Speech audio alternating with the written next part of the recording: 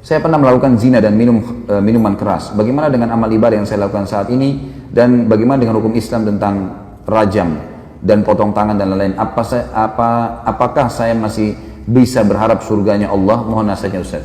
Pertama sekali, hukum dalam Islam, kisos. Potong tangan, dipenggal lehernya, potong tangan kalau mencuri, dipenggal kalau membunuh, dirajam kalau berzina. Ini berlaku bagi orang yang kepergok.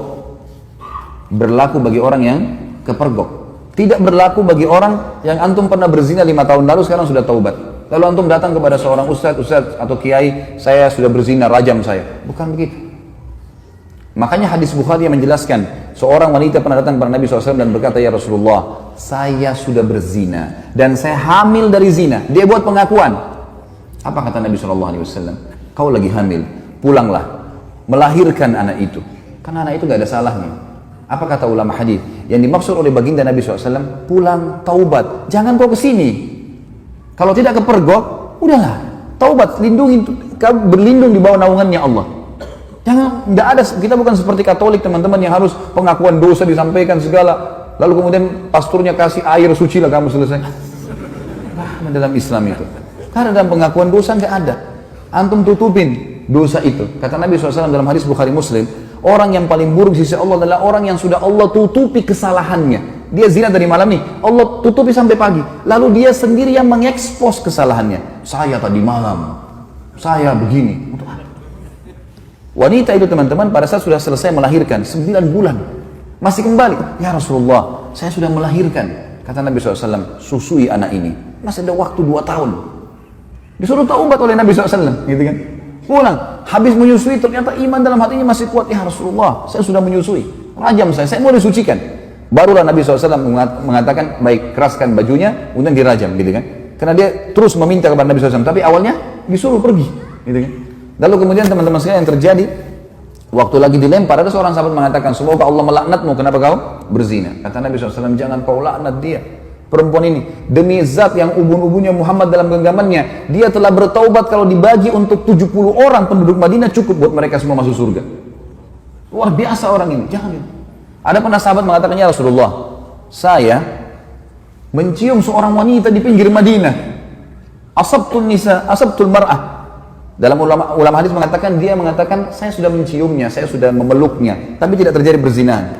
Kata Nabi SAW, atusolli ma'ana, apa kau sholat bersama kami berjamaah? Kata dia, iya. Kata Nabi SAW, idhab, pergilah dari sini. Udah, artinya kau taubat, jangan ceritain ke saya, jangan buat pengakuan tuh, nggak usah. Taubat, tutupin aibmu, bertobat kepada Sang Pencipta. Karena yang kepergok ditangkap lagi zina, itu kena hukum. Kepergok lagi mencuri, kena hukum, gitu. Pernah ada sahabat datang mengatakan, ya Rasulullah, saya berzina, dalam hadis Bukhari semua ini. Kata Nabi SAW sambil, ini orang lagi berhadapan begini, Nabi SAW alihkan ke sana. Mungkin kau hanya menciumnya. Nabi SAW alihkan dia. Mungkin kau, jangan datang ngaku sini, pergi sana taubat gitu. Kata Nabi SAW, mungkin kau hanya menciumnya. Dia datang ke sini, ya Rasulullah, saya telah berzina. Nabi SAW alihkan lagi ke sini. Mungkin kau hanya memeluknya, sambil tidak melihat wajahnya orang ini. Dia datang lagi, ya Rasulullah saya sudah berzina. Nabi SAW balik lagi ke arah kiri. Mungkin kau hanya begini dan begitu. Dia datang, ya Rasulullah saya meletakkan kemaluan saya di kemaluannya, saya sudah berzina, rajam saya. Dia mau sucikan dirinya. Maka dia berikan kesaksian buat dirinya. Nabi sudah alihkan, tetap dia mau. Ya sudah, ya, dirajam. Pada saat lagi dilempar, teman-teman sekalian, ini riwayat Bukhari. Lagi dilemparin, sahabat ini rupanya kesakitan. Lagi dirajam, lari dia. Ada satu sahabat kejar, diamtam pakai batu. Mati. Karena dipukul pakai batu, dikejar kan? Kata Nabi SAW, halla taraktumu fayatubu itubullahu alaih. Tidakkah kalian biarkan aja dia pergi? Semoga saja dia taubat dan Allah terima taubatnya. Karena ini shock terapi sebenarnya kan? Supaya dia tidak ulangi. Dalam Islam tidak ada teman-teman begitu orang buat mengaku penggal lehernya, ngaku potong tangannya. Bukan itu. Ini memang Allah mengatakan, a'udzu minasyaitonir walakum fil qisasi hayatun ya ulil albab. Dalam qisas itu ada kemakmuran hidup bagi orang-orang yang berakal, dan ini bagi orang yang seperti saya jelaskan tadi teman-teman yang kepergok. Kalau orang sudah taubat, antum melakukan dosa sudah taubat, sudah antara antum dengan Allah, jangan ceritakan. Dan ulama masuk dalam bab masalah menikah, tidak dibenarkan seorang laki-laki bertanya pada istrinya atau istri bertanya pada suaminya, sebelum nikah kau pernah berzina nggak? Ini nggak boleh ditanyain dan tidak boleh dijawab. Yang ditanya nggak boleh jawab. Untuk apa? Baik kalau dia bilang, iya saya pernah zina. Hah? Gimana? Untuk apa nanya?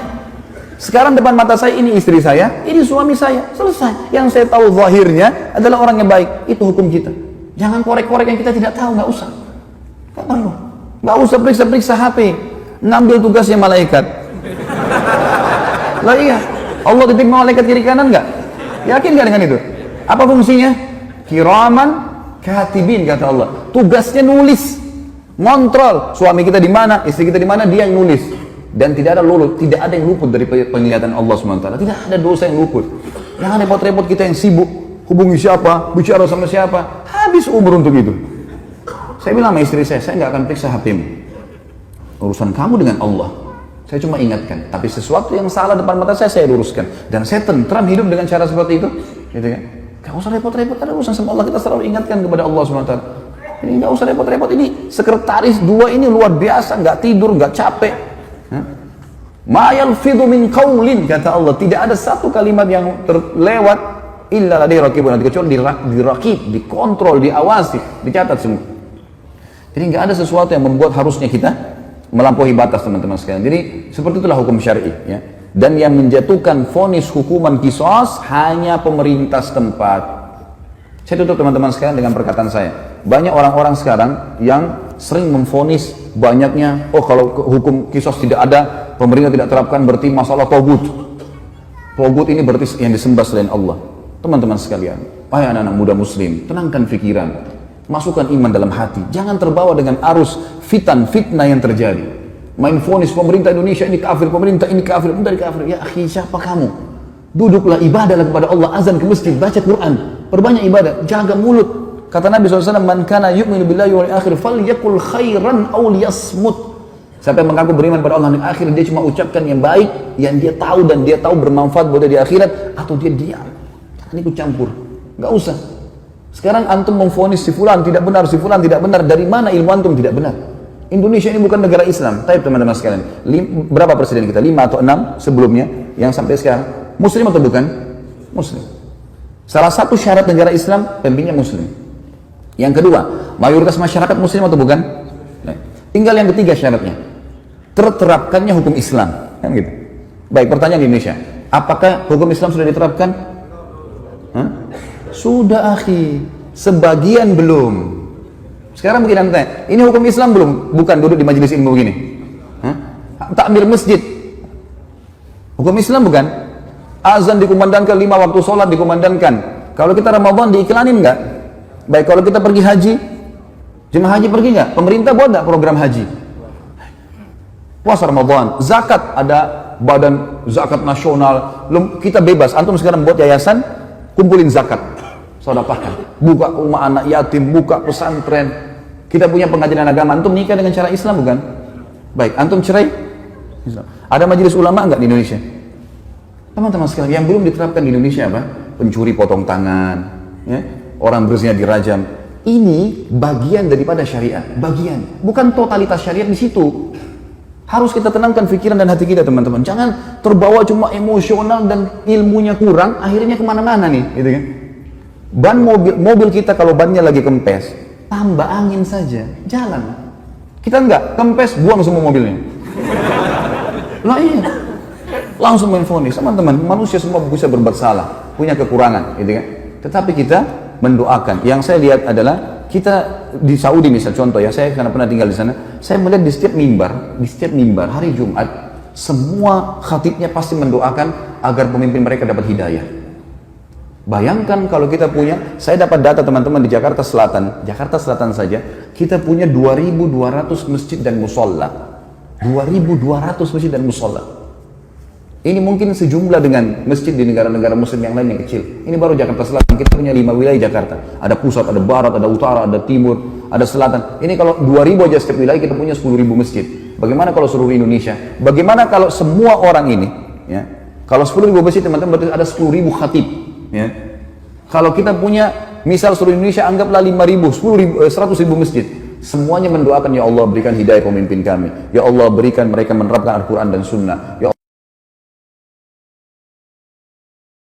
terus kita doakan kebaikan. Masa dari sekian ratus ribu orang mukmin berdoa tidak diterima sama Allah?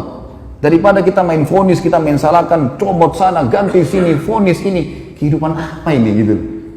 Coba kembali kepada ilmu yang benar teman-teman. Sekali lagi saya mengajak anak muda muslim untuk tenangkan pikiran, jangan terbawa arus, tenangkan hati teman-teman, nuntut ilmu, perbanyak ibadah buat antum sendiri. Mati kalau datang kita nggak bisa lepas, nggak harus antum tua dulu baru meninggal dunia.